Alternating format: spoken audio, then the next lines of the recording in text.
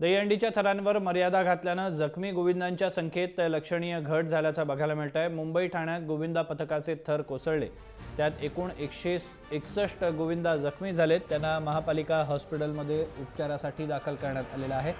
त्यापैकी 114 गोविंदांना डिस्चार्ज दिला तर 47 जणांना देखरेखीखाली ठेवण्यात आले। सलग 6 वर्षातील जखमी गोविंदांच्या संख्येवर नजर टाकूया ग्राफिक्सच्या माध्यमातून। 2011ला 146,